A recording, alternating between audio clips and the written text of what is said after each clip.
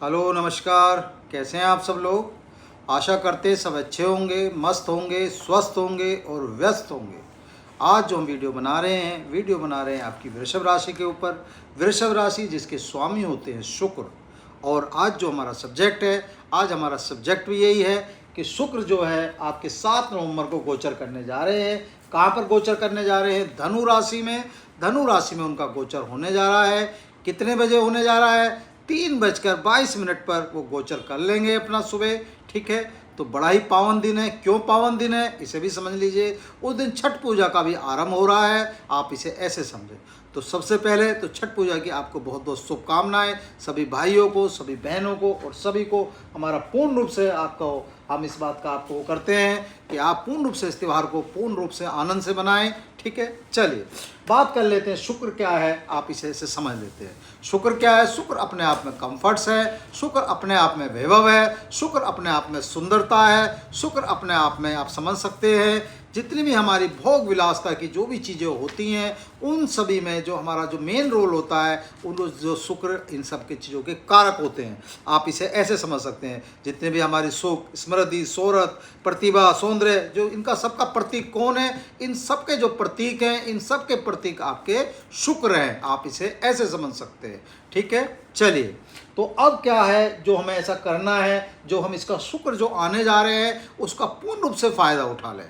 एक चीज़, अच्छा, हमारा जो वीडियो बनाने का जो पर्पस होता है, हमारा वीडियो बनाने का पर्पस ये होता है जिससे हम आप लोगों को पूर्ण रूप से जानकारी दे सकें कि कौन से महीने में या कौन से दिन कौन सा ग्रह है जिसका गोचर होने जा रहा है और जिसका आप पूर्ण रूप से फ़ायदा उठा लें। ठीक है, उससे क्या फ़ायदा होता है? उससे ये फ़ायदा होता है कि आप जागरूक रहते हैं। तो जागरूक रहने से क्या फ़ायदा होता है? कहीं ना कहीं आपको पता रहता है। आप वीडियो हमारी देखते हैं, किसी और की देखते हैं, तो उनसे क्या है कि आपके अंदर जो जिज्ञासा है, जो जागरूकता है, वो कहीं ना कहीं सही रहती है और वो जो आपको दिशा है वो दिशा मिल जाती है कि इस दिन ये प्लेनेट चेंज होने जा रहा है, ये हमें फ़ायदा देगा, नुकसान देगा। तो जो एक दूसरे से जो आपको फ़ायदा हो जाता है वो ये बताना हमारा एक प्रयास होता है। ठीक है, चलिए बात कर लेते हैं। आपकी कहाँ पर आए हैं? आपके अष्टम भाव पर आए हैं। अष्टम भाव किसका होता है? अष्टम भाव आप इसे ऐसे समझ सकते हैं, अष्टम भाव जो होता है आपकी आयु का भी मान सकते हैं क्योंकि हम मृत्यु का भी होता है, आपकी रुकावटों का भी होता है, आपके तनाव का भी होता है। उस भाव में ये आपके आके विराजमान हुए हैं, आप इसे ऐसे समझें। ठीक है, चलिए दूसरी बात समझ लेते हैं। आपके स्वामी कौन है? आपके स्वामी हैं शुक्र। तो शुक्र अगर आपके स्वामी हैं तो आप समझ सकते हैं कहीं ना कहीं आपको कहीं ना कहीं नुकसान नहीं करेंगे, कहीं ना कहीं इस चीज़ का फ़ायदा लेंगे। एक चीज़, दूसरी चीज़ समझ लेते हैं अगर समझने के तौर पर। शुक्र क्या है? शुक्र हमारा भोग है, शुक्र हमारी विलासता है। ठीक है, शुक्र हमारी काम वासना भी है, आप इसे ऐसे भी समझ सकते हैं दूसरी भाषा में। तो क्या है, थोड़ा सा हमें अपने अपने शरीर का हमारा ध्यान रखना पड़ेगा। बस अगर इसे आप थोड़ा सा ध्यान रखेंगे तो कहीं दिक्कत नहीं है, शुक्र का हम पूर्ण रूप से फायदा उठा लेंगे। एक चीज, अब शुक्र को समझ लेते हैं। शुक्र जहाँ बैठते हैं वहाँ अगले घर को भी अपना बलि बना देते हैं, आप इसे ऐसे समझ लें। बरसते बस वो घर नीच नहीं होना चाहिए, वहाँ जो भी ग्रह बैठा हो नीच राशि का ना हो। तो अगर वो नीच राशि का नहीं होता है तो आप यहाँ समझ सकते हैं, अगर सपोज करो आपकी राशि में वृषभ राशि वाले जितने भी लोग हैं, अगर उनकी कुंडली में आप देखते हैं कि यहाँ पर कोई और राशि विराजमान है, सपोज करो ये भाव किसका है? ये भाव आपके धनु राशि का है। सपोज करो यहाँ आपके गुरु बृहस्पति बैठे हैं और बृहस्पति क्या है? बृहस्पति आपके धन के कारक है, संतान के कारक हैं, आप इसे ऐसे समझ सकते हैं। भाई एक लग्जरियस का कारक है, एक आपके धन का कारक है, तो दोनों क्या है? दोनों का मतलब तो एक ही हो गया ना। एक अपना दैत्य गुरु हो गए, एक आपके गुरु बृहस्पति हो गए, आप इसे ऐसे समझ सकते हैं। एक चीज, ठीक है, चलिए। और आपके कहाँ बैठे हैं? आप इसे ऐसे समझें, आपके बैठे ही आपके शरीर में है, तो सबसे बड़ी बात है आपके लगन में बैठे हैं, तो कहीं ना कहीं इनका जो आपको फायदा आएगा, फायदा पूर्ण रूप से आपको इनका प्राप्त होगा। इसे आप ऐसे समझ सकते हैं। ठीक है, तो अगले घर का मतलब क्या हो गया? अगला घर का मतलब हो गया यहाँ इस घर को भी ये कहीं ना कहीं बल प्रदान करते हैं। और इस घर को अगर हम देखते हैं तो यहाँ पर कौन सी राशि हमारी विराजमान होगी? यहाँ पर मकर राशि विराजमान होगी। और मकर राशि क्या है? मकर राशि के स्वामी कौन होते हैं? मकर राशि के स्वामी होते हैं शनि, जो ठीक है।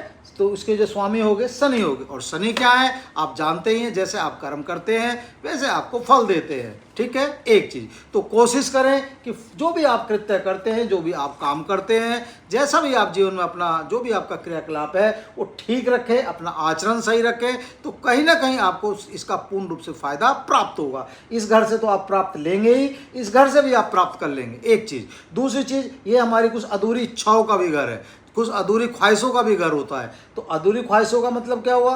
अधूरी ख्वाहिशों से सबसे बड़ी जो खास बात है, इस जगह का हम जो हमारे कुछ काम जो हमारे अटके पड़े थे, उस काम की भी हो सकता है हमारी कहीं ना कहीं पूर्ति हो जाए, इसे हम ऐसे समझ सकते हैं। तो अब इस पूर्ति करने के लिए हमें क्या करना चाहिए? इस पूर्ति के लिए हमें अगर शुक्र का हम पूर्ण रूप से फायदा लेना चाहते हैं तो कोशिश करें शुक्रवार के दिन अपना सफ़ेद वस्त्रों को मतलब अपना वस्त्र धारण करके कोशिश करें ओम सूम शुक्राय नमः का पाठ कर सकते हैं, ओम द्राम द्रीम द्रोम से शुक्राय नमः का पाठ कर सकते हैं, तो इसका जाप कर सकते हैं। तो आपके लिए शुभ और अत्यंत लाभकारी हो सकता है, और आपके जीवन में वो बदलाव आ सकता है जिसकी आपने कल्पना नहीं करी होगी। कुछ ऐसी चीज़ें जो आप लेना चाह रहे थे, उन सब चीज़ों की पूर्ति शुक्र इस समय आपकी पूरी कर सकते हैं। एक चीज़ क्यों, आपके लिए तो वैसे भी फायदा है इनकी शुक्र की पूजा। क्यों पूजा? क्योंकि ये आपके स्वामी हैं। आप इसे ऐसे समझ सकते हैं, अगर आपके स्वामी ही जब शुक्र है तो इनका पूर्ण रूप से फायदा उठाएं और पूर्ण रूप से इनकी अनुकंपा अपने ऊपर प्राप्त करें, एक चीज।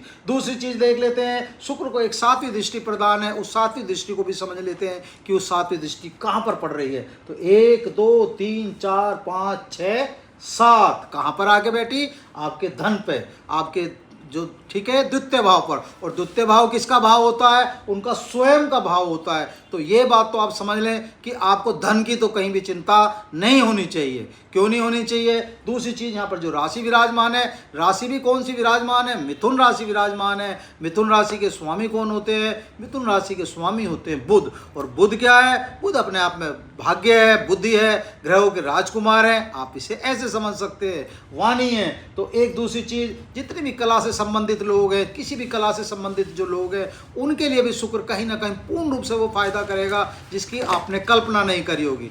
बरसते शुक्र को अपना सही रखें, शुक्र को खराब ना करें, बस ये ध्यान रखें। जो हमने आपको बताया, शुक्र का पूर्ण रूप से फायदा लें, ना कि शुक्र को पूर्ण रूप से खराब करें, ठीक है। बस इतना ध्यान रखेंगे तो कहीं ना कहीं इसका पूर्ण रूप से आपको फायदा होगा। इसे आप ऐसे समझ सकते हैं, ठीक है।